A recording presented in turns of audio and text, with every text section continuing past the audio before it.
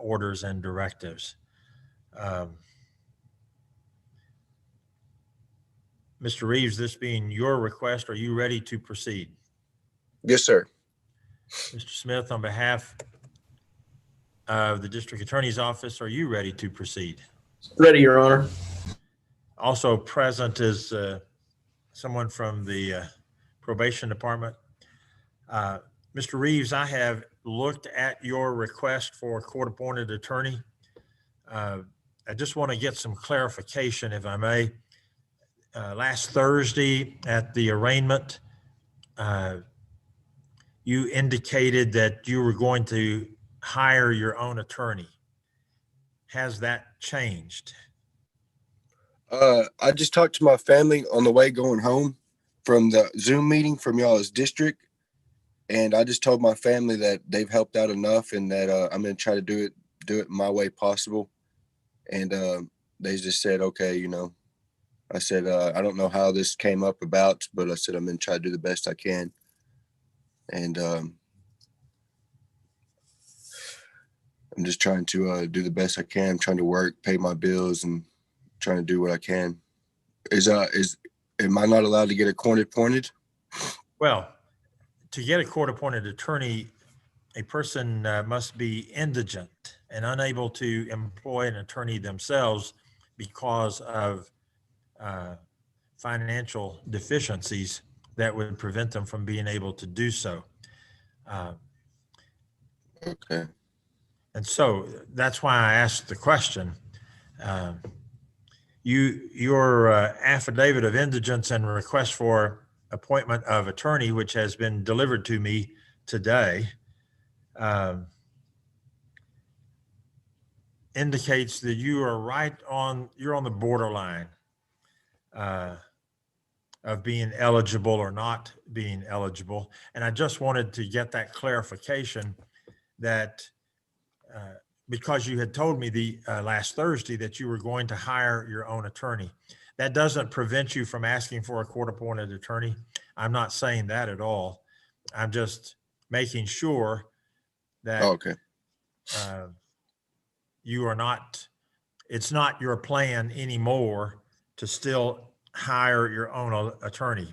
Instead, as I hear what you're saying, well, let me restate what I think I hear you saying. You're saying that your family was going to assist you in hiring an attorney. You felt that you should take care of it yourself. It's your responsibility. And so you were going to stand on your own. And on your own, you are currently financially unable to hire your own attorney. Therefore, you're asking for a court-appointed attorney. That's what I understand you're saying. Is that what you're saying? Well, just to be honest with you, Your Honor, since I've came home, I've got a truck. My truck payment is $310 a month. My phone bill is $100. My grocery bill is about $100. My insurance bill is $75. I work at Subway. I don't work at the oil field. I don't work, I work at a Subway restaurant.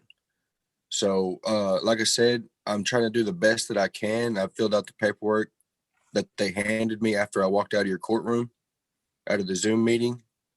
And, my family, I just told them, they're stressed out about this issue because I just came home. And I feel like through the, I think, what's it called? The anarchs or archangels or something, that I've been there before and took care of this before already. But like I said, I'm just trying to do the best I can. I really can't afford it. So I'm just trying to do the best I can. And like I said, maybe the honorable judge will work with me because, I don't make it that much, Okay, that's what it gets down to. And that's what I'm asking you. Are you in fact saying that you previously planned to, or your family suggested that you rely upon them to assist you in hiring an attorney, and instead you've decided to not stress their resources, but to rely on your own resources? Is that right? Right. Yes, sir. Yeah, I'm trying to grow up and remember that this might have took place. Like y'all said, you might have had a video technology, and I'm just trying to do the best I can. I'm just going to man up and do it myself. I'm All not going right. to be asking everybody for their money. Okay. And then on your own, you're telling me that you do not have the financial resources on your own to hire the lawyer, and thus you're No, sir. asking the court to appoint an attorney. Is that what you're saying? Yes, sir. If you're willing to work with me. Well, I'm always willing to be reasonable and to follow the law. Right. So that's really not an issue. The issue is whether or not you are entitled to a court-appointed attorney. And a person is entitled to a court-appointed attorney if he is indigent, that is, financially unable to employ an attorney on his own. Is that what you're telling me? That you are unable to employ an attorney on your own? Like I said, I'm trying to do the best that I can. I really don't think that I have the efficient funds for it right now at this moment, but I'm trying to do the best that I can. Nobody's questioning whether you're trying to do the best that you can or not. The question is, can you? And if you cannot, then I will consider your request for a court-appointed attorney. Yes, sir. That would work. I don't want something to work. I want it to be correct. So are you telling me that you are financially unable to employ an attorney on your own? More likely, yes, sir. I At don't, this moment, more than likely, or yes? yes. Yes, sir. And therefore, are you asking for a court-appointed attorney? Yes, sir. And are you swearing to me that the statements in your affidavit of indigence and request for appointment of attorney, that those statements are true? Yes, sir. And you swore to those statements before a notary public. Is that right? Yes, sir. Yes. Okay. All right. As I say, I have read and considered those. And as I also said, I think it's a close question, but I'm going to come down on the side of the center point to decide that you are entitled to a court-appointed attorney. And I will appoint an attorney from our list of attorneys who take court appointments. We Yes, handle sir. those, we do those on a rotation basis. The next attorney on the rotation for appointment is an attorney by the name of Jeannie Fuller. Mrs. Fuller has an office in Sweetwater and an office in Colorado City. We will send her the affidavit of indigence form and the request for appointment of attorney that contains your your contact information. That she will use that to get in touch with you. And again, just for clarity's sake, let me double check. It says that you live in Loving, Texas, but you work in Alney, Texas. Is that correct? Yes, sir. Honorable Judge. Yes, sir. You also list a mailing address in Graham, Texas. Whose mailing address is that? That is my mom and dad's address. My dad's wife and my dad. We live on a farm out here in Loving, and there ain't no mailbox out here. Okay. So all their business goes to town. All right. So if the attorney sends you contact information for her office, does she send it to that post office box in Graham, Texas? Yes, sir. Yes. All right. Now then, all felony bonds out of this court contain a provision requiring someone in your circumstance to report for bond supervision. That requirement occurs every month between the 15th and 20th days of the month. Ordinarily, for instance, if we had this discussion last Thursday, I would have directed you to the bond supervision office which is located across the street from the courthouse.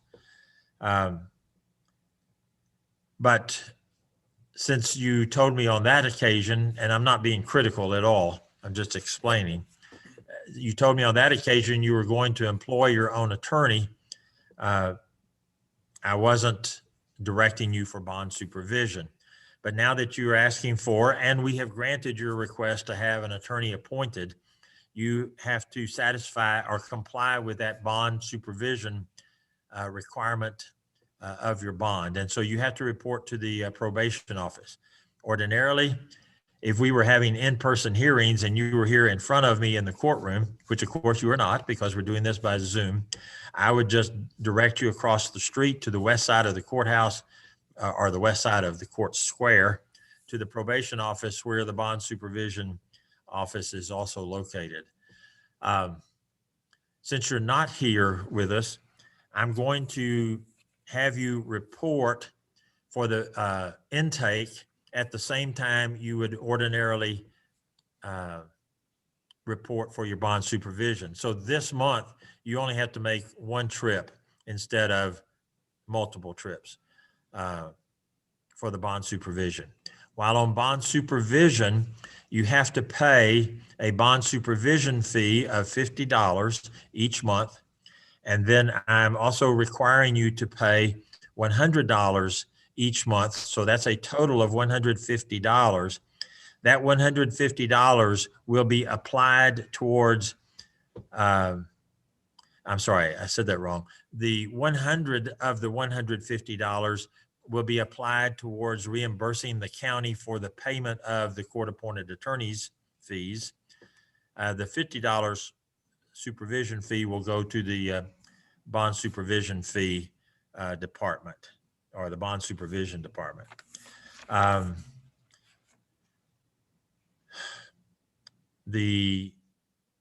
That office will not be available for you tomorrow.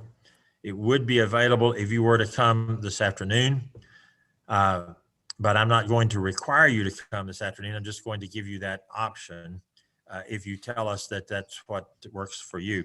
Otherwise, you need to report on Friday, which is the 15th, and that's within the time frame that bond supervision visits are required, sometime between the 15th and the 20th. Then they will set up a time frame for you to report in February and then March each month, sometime between the 15th and 20th days of the month.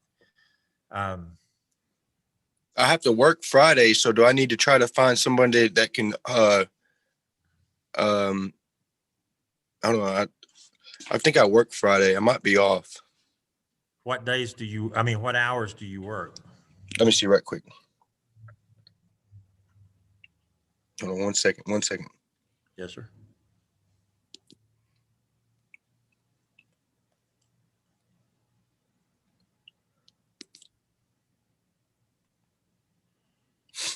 No, I'm off Friday. All right. I'll give you some input as to what is the best time for you to report, and then make sure that the bond supervision office is available then. What's the best time for you to report Friday? What time do they close?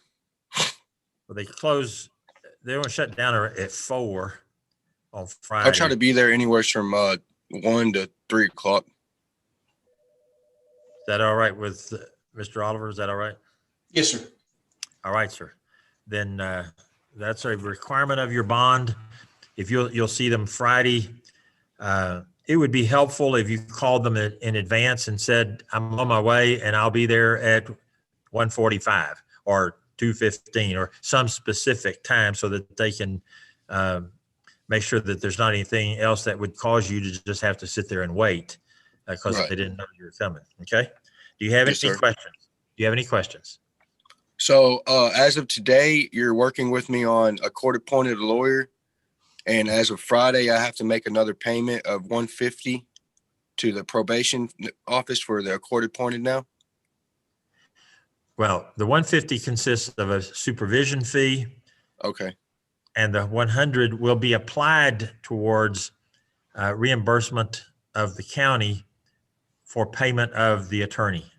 Okay. Can I ask you one question? You may, that's Do you fine. know the Do you have do you another know one? the total do you know the total cost of the lawyer fee at your table right now? It will depend on how much they have to do in your behalf. Okay, I mean, that'll work. okay. No problems. And the attorney doesn't set that fee. Hmm. The court sets that fee. Right. Now, Mrs. Fuller, you can look up the attorney Jeannie Fuller. She is in the law firm of Reaves, that's Rees, and Rees, Rees. And as I say, they have offices in Sweetwater and in Colorado City. I started to say she does not have anything scheduled in our court on Friday. Otherwise, I would try to make sure you would be able to see her. She will get our information probably sometime tomorrow. Our information will be the information you have given us.